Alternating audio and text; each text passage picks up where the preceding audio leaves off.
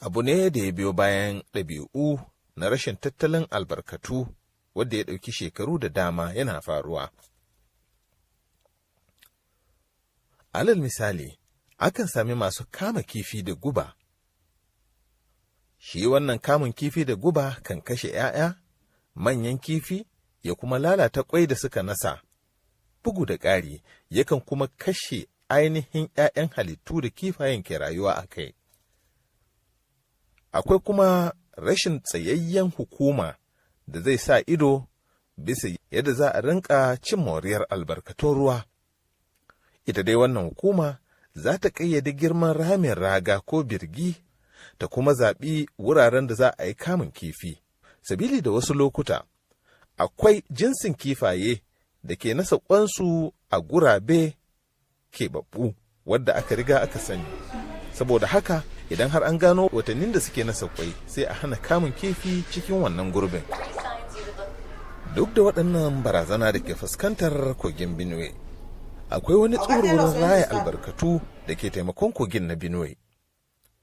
Gandun dajin Gashaka Gumti, gandun daji da ya fi girma a Afirka ta Yamma.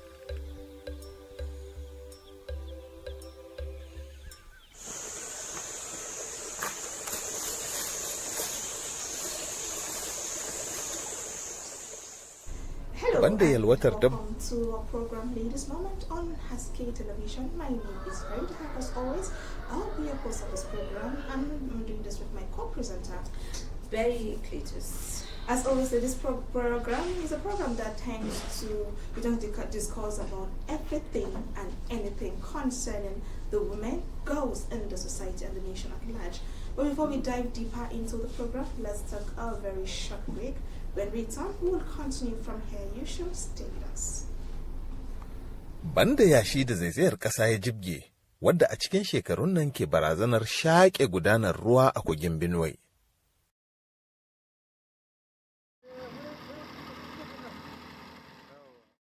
Masunta na fama da raguwar kamun kifaye a kogin.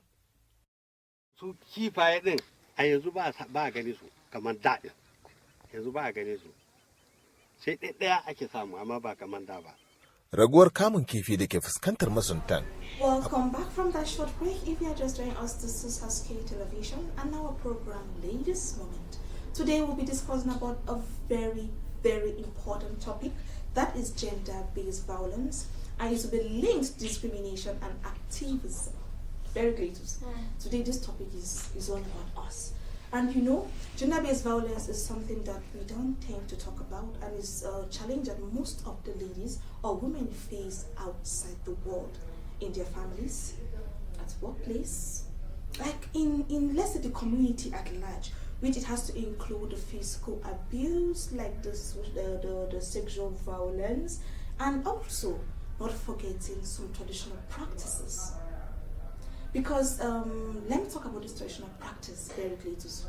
You know, back then, before now, maza ana musu kaciya, right? But you see that now, mata ma ana musu da.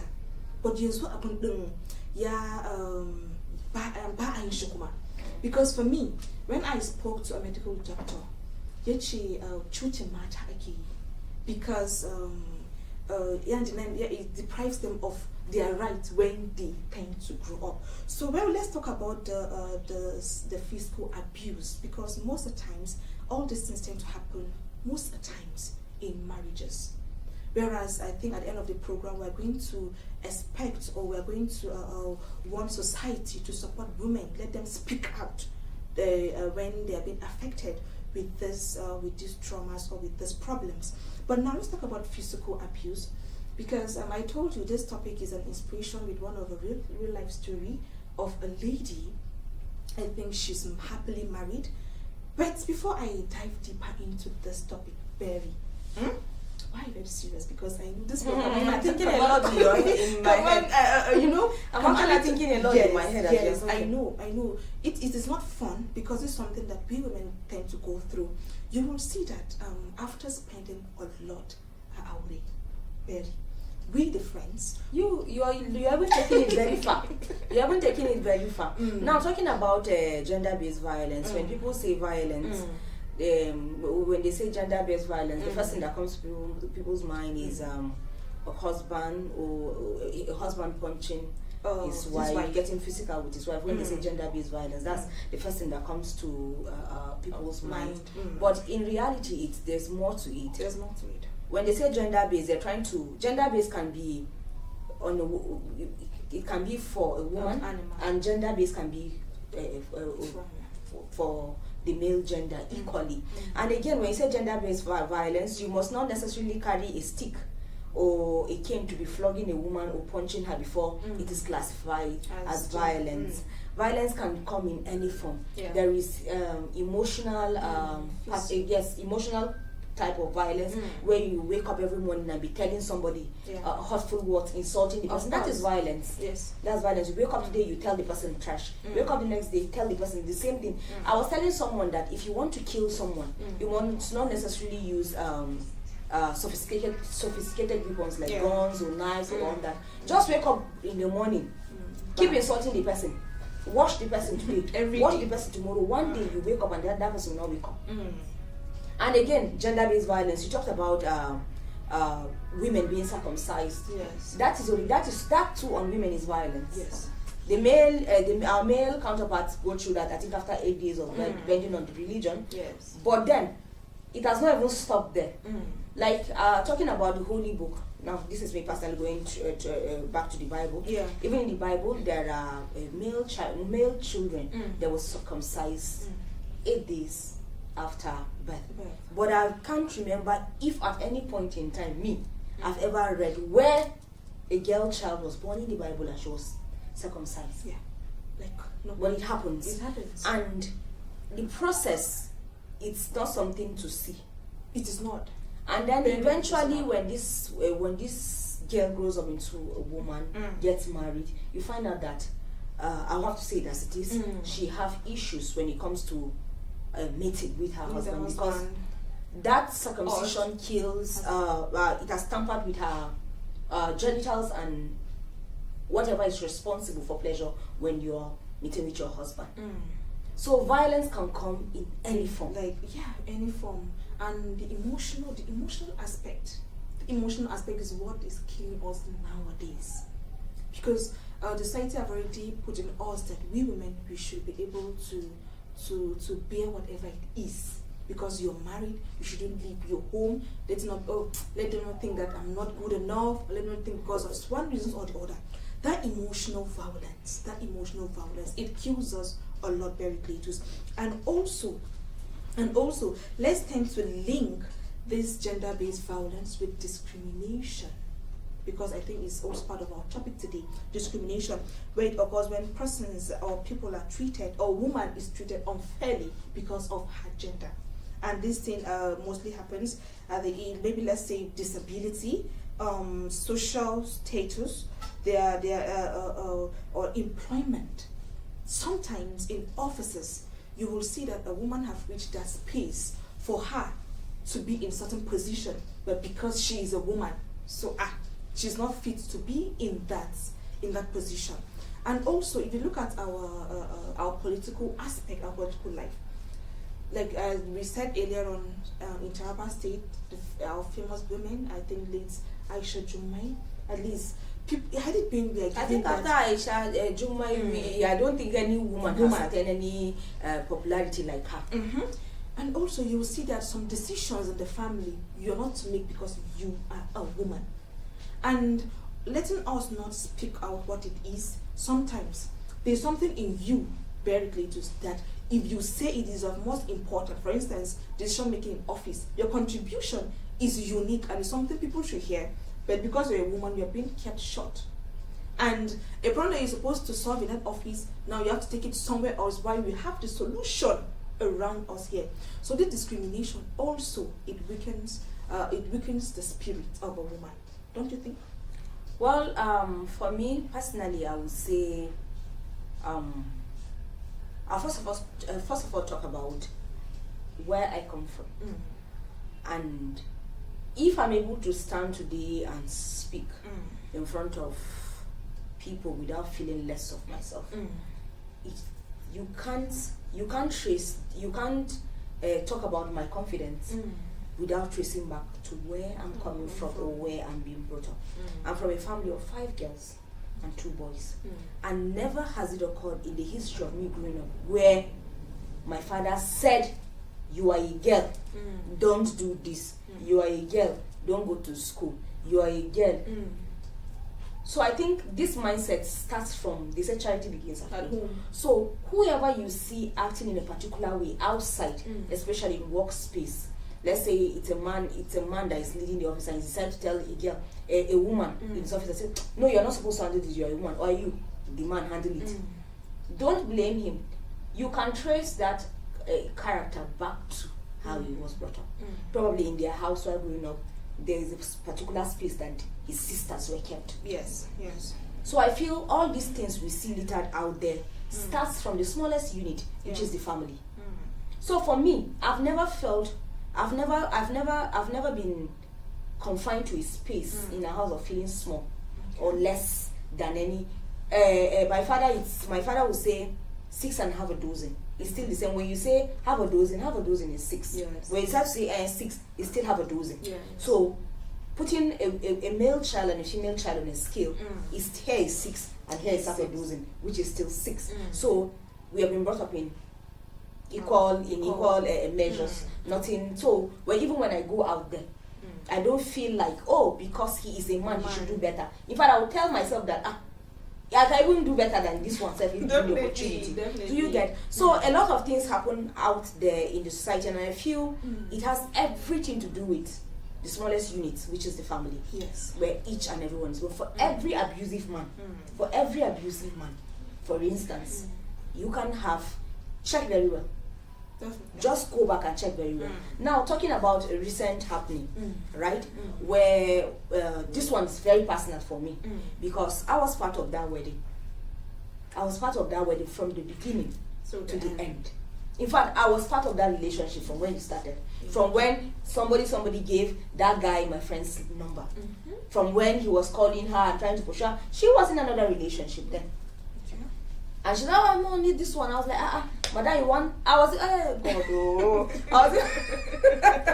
even part of the people that say, madam, you want carry our Taraba girls go elsewhere. See Taraba men now. Taraba men are romantic. Taraba men are before you know it, with constant call, with a lot of nice things to done, all the nice words. You know us women now, we fall for one. And then we began the journey. I can beat my chest and tell you that I was there from the beginning. From the beginning. So you're all happy, all lovey-dovey and all that. Sometime, this is 2026, 2024. Mid-2024, we paid for Haske-Tv, we did everything, we went and danced till dawn. We came back. I can remember you had a program to attend, but you said, please, Hak, just help me and attend to this, I'm going for. I have a witness here. We went. After the wedding, now normally a woman should go to wherever her husband is. And she went. So I think I noticed a pattern after the wedding. For me, of which I understand. Most times when ladies get married, there's this they lay low a bit. Yeah.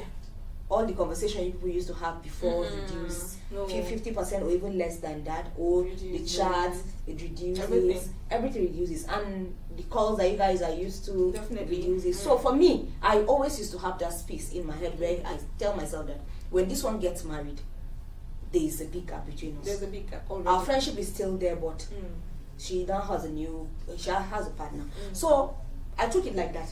Honestly, I took it like that. And being that she's not even here in town with me, I felt okay, she's starting a new life in a new place and all. So I didn't give much thought to it. So she had a baby. Okay.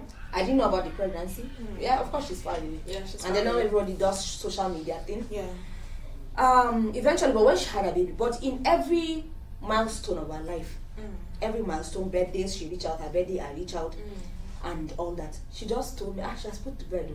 Every milestone of her house, in her house or in her life, she lets me in on it, which is the most important thing for me. Because I'll be very angry if you have a baby and then one random day I just find out she had a baby, and she didn't tell me. But so she kept me informed all through important days of her life. So she had a baby, oh, you had a baby, oh fine, and I posted it. She sent me pictures. I posted the child, oh congratulations, and all. In fact, that was like 3 months later, and I understood why she did that, because she traveled home and Yeah. So the going was going.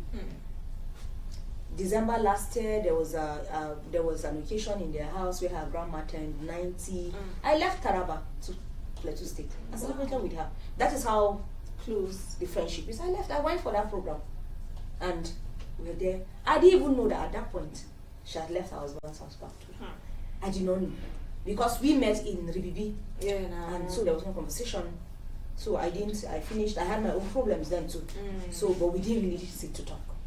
So after the program, I left and came back home. A couple of weeks ago, she just came, I think, to do 1 or 2. So we had to sit and she said, I've left. How? What happened? So I think I had these glasses on. When she said it, I removed it and dropped it first of all. What is it? And then you could see her struggling with tears.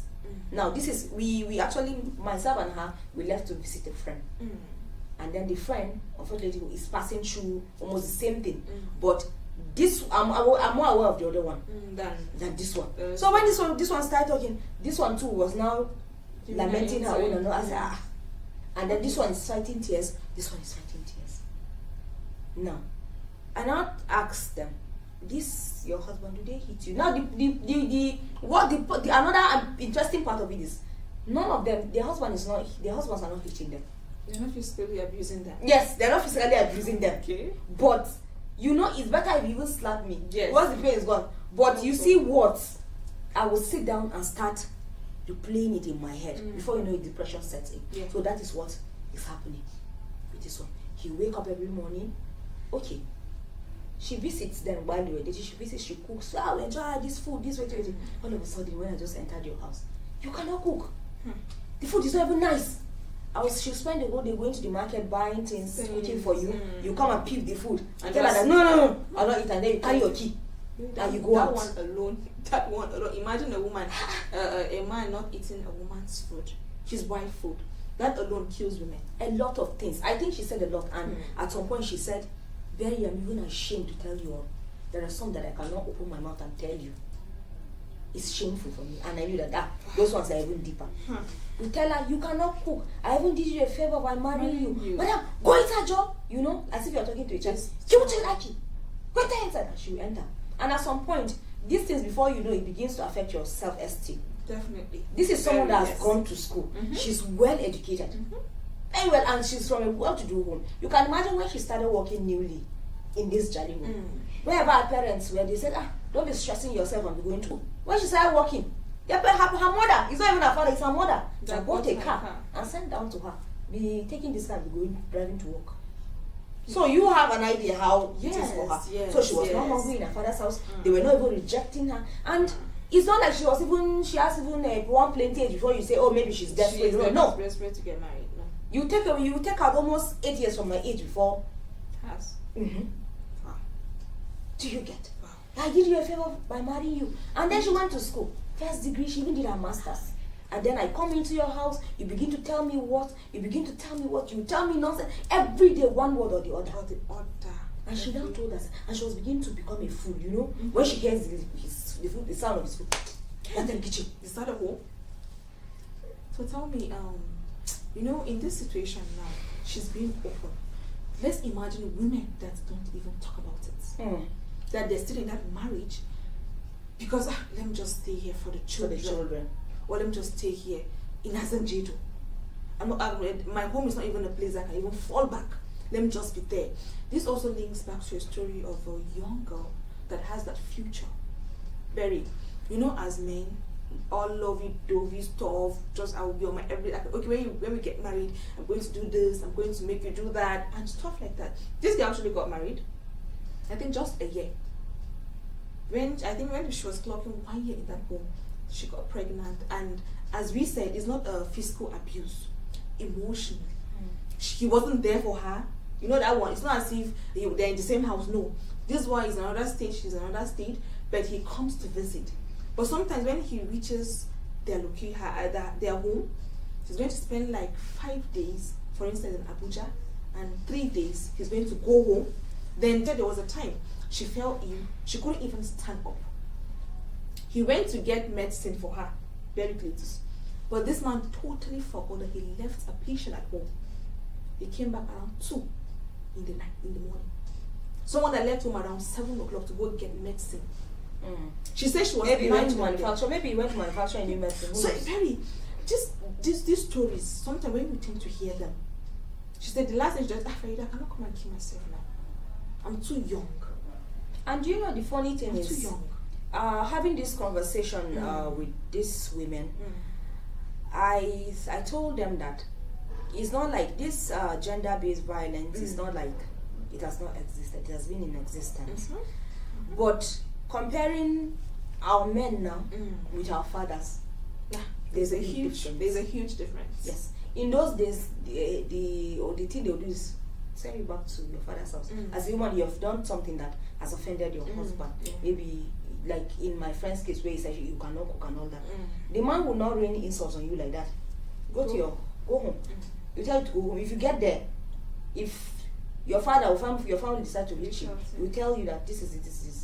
That's when your mother will now start teaching you how to cook. What is it? You get. But this one, they'll not chase you. You'll be there. You'll be cooking that food every day. And they'll be still be telling you. And then with this, my friend, there's this thing that is still in my head because we've been together and she cooks. As a matter of fact, she has been in a culinary school before. Tell me. So she has cooked several times to bring to us at work then. And we eat. So I don't know. She said she does not really get where that complaint was coming from. Because even when she used to visit him while they were dating, she cooks and he compliments it. So what is it? It got to a point that even if she's cooking, she's afraid. She's afraid. Okay. She'll take to her neighbor, I beg, help me. Your mind is not at rest. You're doubting your self-confidence. This is something that you were good at before you got married. This is something that you were good at, but now that home or that man has made you feel less of yourself, that you can't even look at yourself in the mirror. As you said, maybe before she just hears his car, the horn, he will tend to what?